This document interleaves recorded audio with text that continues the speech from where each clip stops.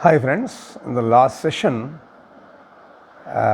among the objectives here, we tried to understand the concept of experimental detection of the presence of a charge, and then we tried to understand charging of a body using two different techniques, that is both by conduction method as well as induction method with different examples. Now in the current session we shall try to understand the other three components like quantization of charge, what is meant by that and how it is to be illustrated, and then what is meant by additivity of a charge, how it is applicable, and we shall conclude the session by understanding a principle related to understanding of conservation of charge. So that is the agenda for discussion now. So let us look at understanding quantization of charge. Now I wanted you to understand the term first of all. What does it mean by saying quanta? The word quanta means how much. Quantification, the word comes from this word, how much. We know that metals have got free electrons. Free electron means the number of electrons you are talking about will be either 1 electron or 2 electron or 3 electron, 4 electron, etc. That is, you get electrons in terms of integers only. So not fractions. This is what we have to understand. So you can't have 1.5 electrons, 3 by 4 electrons. These two are not possible. So you only have number of electrons available always will be in integer. So you can say 1 electron, 2 electron, 3 electron, like that, etc. You can say n electron. So this n is nothing but an integer, n equal to 1, 2, 3, 4, etc. So therefore you are multiplying charge of an electron with n. Therefore we use the word integral multiple. Hope you have understood. So I am multiplying the charge of an electron with the number n. So integral multiple. So therefore if you use this integral multiple value, you can conclude that all charges, all free charges are integral multiples of basic unit of charge. What is basic unit of charge? E. So it can be an electron, you write as plus E, minus E, because it is a negative charge. If it is a proton, you write as plus E. Charge is same. So charge of an electron, it is measured in coulombs. So 1.603 into 10 power minus 19 coulombs is the charge of an electron. If it is electron, it will be represented by minus. If it is a proton, we represent it by plus. That is the only difference. So by convention, charge of an electron is taken as negative, and by convention, charge of a proton is taken as positive. So therefore, if you look at charge of a body, how it is coming? The charge of any body is coming as, is depending on number of electrons. It is 1e, 2e, 3e, 4e, etc., etc., ne. You are getting ne. Now if we started with the discussion about understanding what is quanta. Quanta tells us how much. Therefore with 1e, 2e, 3e, etc., etc., ne, are you able to get an answer to the question how much or not? That means you are able to quantify that. You are able to quantify that. Hence, the charge of a body is represented by the alphabet Q. Got it or not? So Q value is equal to, Q is nothing but total charge Ne plus or minus. N is nothing but the integer 1, 2, 3, 4 etc. So, the property by virtue of which all free charges are available as integral multiples of basic unit of charge is what is to be defined as quantization of a charge. I am again repeating, the property by virtue of which all free charges are available for us, or free charges are integral multiples of basic unit of charge. That means charge is available to us in terms of number of electrons available, that is 1 electron, 2 electron, 3 electron, 4 electron etc. etc. n electron. If it is 1 electron, we will write as 1 into E. If it is 2 electrons, 2 into E, 3 electrons, 3 into E etc. If there are n number of electrons, you can write as n into E. Therefore, total charge is available as what? Total charge is available as integral multiple of basic charge. Therefore, you are able to get the total value of charge. Therefore, you got an answer for that as how much. How much is nothing but quanta. So, therefore, you are able to quantify the total charge. Hence, the alphabet Q from the word quanta is being named as element to represent the total charge at a place, that is Q equal to Ne. This is the fundamental formula.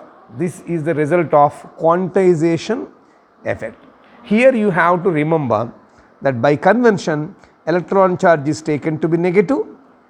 So, therefore, we always write it as minus E, and similarly charge of a proton is taken as positive, that is plus E. The charge is always, the value comes to around 1.603 into 10 power minus 19 coulomb, right. This is about quantization. So, to understand it further, let me take another example. Well, to make you understand that free charges are available as integral multiples of the basic unit of charge, I am taking yet another example. For example, you consider a charged body. Charged or uncharged, some body you have considered. Imagine, let us say, you have in this body number of electrons, say N1. In the same body, let us say number of protons, N2. So, I wanted total amount of charge on the body. We have a principle Q is equal to Ne. Remember, E can be plus or minus. So, how I can write? Q is equal to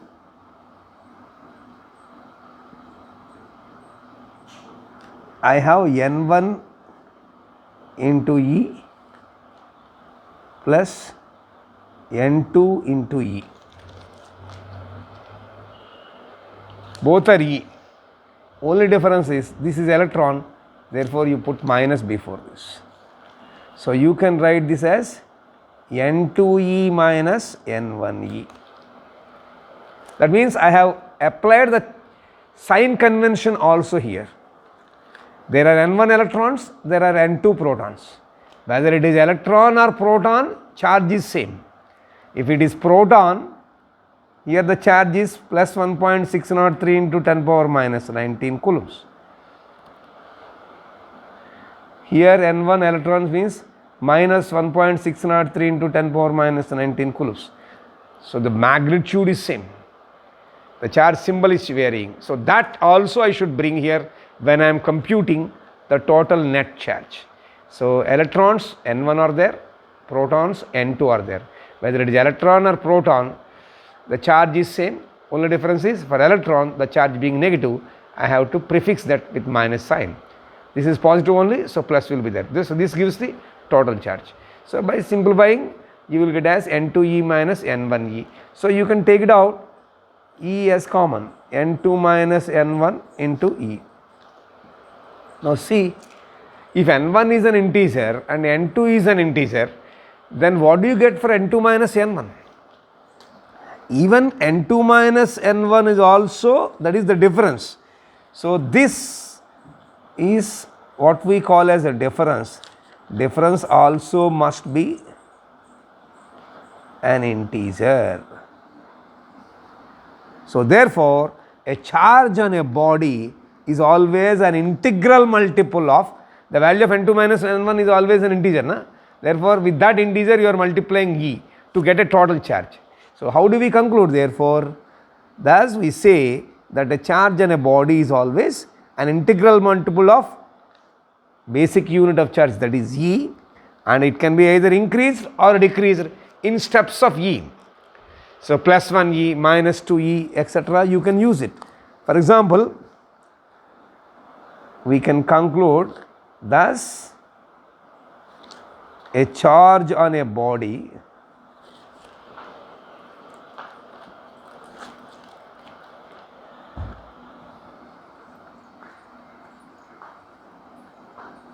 on any body is always an integral multiple basic unit of charge, that is E, basic unit of charge, and can be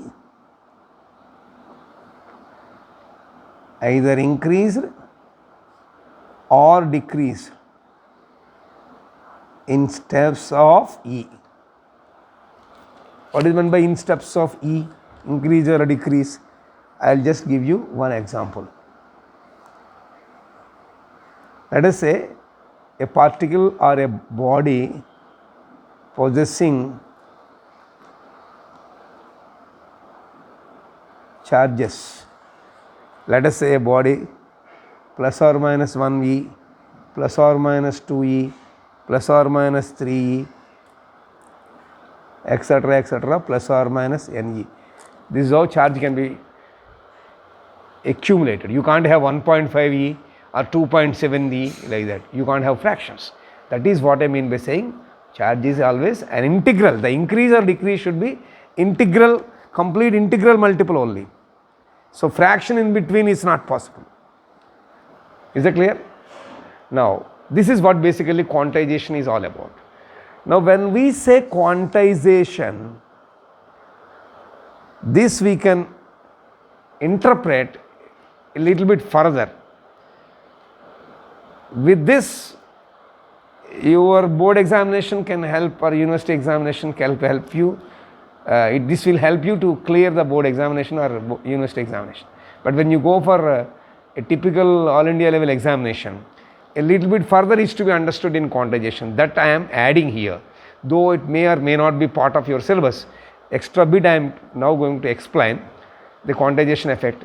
If you can follow it. If you cannot follow, just ignore it. But I as far as I am concerned, I will just explain this concept of quantization, dragging it further a little bit beyond your level. Okay, students? So let us understand this quantization effect a little bit further. Now, this quantization effect or quantization of charge, is it meaningful or not, is the question. So you have two different levels. When it comes to applications, you have to look at as at a microscopic level you have to understand it, and at a macroscopic level you have to understand it. Microscopic means dig deep into inside the concept and understand. Macroscopic means at a higher level, at a superficial level, if you can apply and see. So that is what I am trying to help you. So as far as your understanding is over with respect to quantization of charge, this much is enough. Now this thing which I am adding now is a little bit additional thing or value added thing I am providing from a competitive examination point of view, this concept of macro and micro. Just try to follow.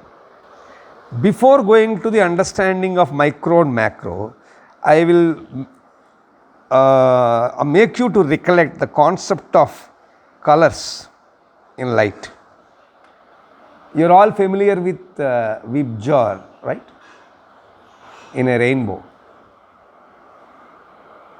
Now, if you can see each line, each color, let us say, at this level, color is actually subject to sense. Color is nothing but a wavelength. Color is nothing but a frequency. Color is nothing but an amplitude. Color is nothing but an energy. Because we use the Einstein formula E equal to h nu, where nu is the frequency, E is the energy. Each color is basically all will come from only white. Now when all the colors are combined together, you are getting white color. There is no white, there is no black in physics. If the entire light falls on an object is completely reflected, you call it as white. If the total color falling on an object is completely absorbed, because there is no emission back, you call it as black. So normally there is no color like black and white in science. So in that context, if you see, each color is a separate wavelength. Each color is nothing but a separate frequency. Each color is nothing but a separate amplitude. Each color is nothing but a separate energy value.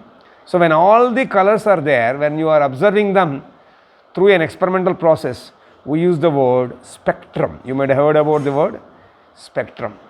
Spectrum is nothing but distribution of energies. Violet energy is different from indigo, which energy is different from blue, blue energy is different from green, green energy is different from yellow, yellow energy is different from orange, and orange energy is different from red. So nothing but distribution of energies, distribution of wavelengths, which we call as lambda, distribution of frequency, we call it as nu, distribution of amplitude. So at a higher level, in the lower level, if anybody asks you what is Vibjor, or we say it is nothing but a color. Color at a higher level, we say color is nothing but a spectrum. It is nothing but a distribution of energy. So if you have a spectroscopic analysis of this, you find each energy as violet, indigo, blue, green, yellow, orange, red, like that. If energy lines are seen like this, we call this as discrete spectrum. Discrete means individual lines. Instead, if all the colors are mixed together, it is forming like a cloud, let us say, all the colors. We say it is a continuous or distributed spectrum. You might be wondering about how come suddenly I am bringing a concept of light into electrostatics. Whether it is light or electrostatics, internal body is only electron. Na? So therefore, to understand further the concepts of quantization of electric charge in terms of macroscopic and microscopic levels, I am going a little bit away from that concept and bringing you an example from light to understand what I am going to tell later. So because I am going to, in quantization lecture, I may be using the word discrete and continuous a little bit later. Now by that time you should be clear about what is discrete and what is continuous. To give you an idea, I just quoted this light example. This idea you try to remember. So now you are clear about discrete means individual specific values, things can be observed. Continuous means you can't observe individual things, like a cloud. It is a continuous process. Okay. With this knowledge of discrete and continuous, I am coming back to understanding of quantization in terms of microscopic level. So now I am explaining quantization of charge in terms of microscopic analysis. What is microscopic analysis? Because if you take any body, I am not combining these two, if you combine it becomes anybody. Take any body. What could be possible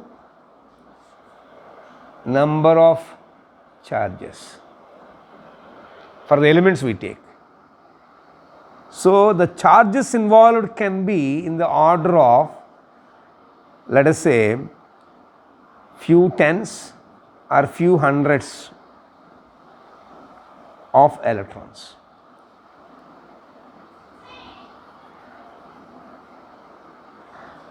You can have few tens of electrons or few hundreds of electrons.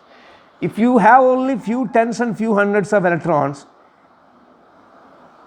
you can count. You just can't ignore, you can count. So therefore, when you are able to count, in this case at a microscopic level, this charge appears to be discrete lumps. Lumps means groups. Discrete, LUMPS. Here I have used the word discrete. For this only I tried to explain this concept.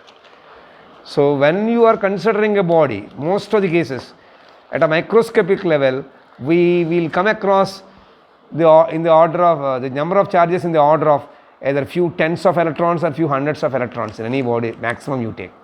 So if that is the number, the charge can be counted. So therefore you will have a discrete lump sum. Okay, but if you go at a macro level,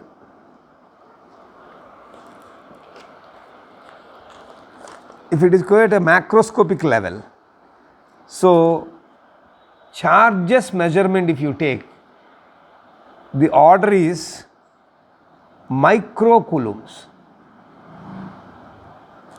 Order will be in the microcoulomb. Micro symbol is mu, microcoulomb. Micro means 10 power minus 6. So this is 10 power minus 6 coulombs. That much you have to count. The problem you see here, when I say microcoulomb 10 power minus 6 here, what is the formula you are taking? Q is equal to Ne, right? Then what is N? That is the number of electrons you have to count. N will be Q by E, right? Now what is the Q value? Let us say 1 micro, that is 1 into 10 power minus 6 coulomb by E, 1.603 into 10 power minus 19 coulombs. Okay. Now this is coming to be 10 power 13. I almost neglected 1.603, this is 1 point. So almost 10 power 13. What is 10 power 13? 10 power 13 means 10 power 13 number of electrons, too much charge, very large. So at this level you can't observe any change in the charge, either it is increased or decreased in terms, because normally how do we measure charge? I told you, if there is any increment or decrement in the charge, we calculate the number of electrons, plus 1e, plus 2e, plus 3e, or minus 1e, minus 2e, minus 3, like that. So the increase or decrease in charge in terms of integral multiples of E can be calculated. In this case, if the count itself is 10 power 13 at a macro level, it is very huge. So there is no question of charge increasing or decreasing. It is not even visible. So this is the problem. So electron flow, the electron concept is a charge concept, what you call as charge. Scientists understood that it has got a grainy nature. Paddy grains are there, na? Like that it has been assumed. Grainy nature. That grainy nature cannot be seen. For example, you have, I'll give you, though it is discrete, like that electrons will be moving. If you closely watch them, you find them discrete. If you watch them from a longer distance, it appears to be continuous. I'll just explain this grainy concept with the help of a small example. What I mean is, at a macro level, if you have number of electrons to be 10 to the power 13, it will be huge and very large. So discrete things, finding out changes in electron charge is very difficult. That leads to the concept of grainy nature of electric charge getting affected. I told you to understand this, I will quote an example. For example, you take the geometrical concept of points and lines. Suppose I have a dotted line. Now this dotted line you try to view from a distance. How it appears? If you watch it from now, from close quarters, you find it as dotted lines, right? If you watch it from a distance, how it appears? It appears to be continuous. See here, if you closely watch it, you can see separate dots. So if number of electrons are less, so you find discrete lines. Imagine these dots as electrons. Now if you watch the same thing, if the number is huge and large, now from a distance, how these lines are appearing? It appears to be continuous. But actually it is not continuous really. Really they are discrete, but appear to be continuous. Because the many points are very close to one another, normally it gives an impression that it is a continuous line.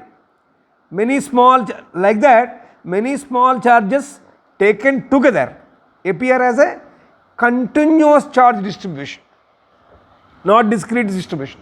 So at a macroscopic level, quantization of charge has no practical consequence and it can be ignored. So at a macroscopic level, quantization of charge has no effect, it can be ignored. But at a microscopic level, it has a very good impact. So this is about the quantization of a charge. So in the next session, we shall see the remaining two objectives of additivity and conservation of charge. Till we meet again, try to practice this and get ready.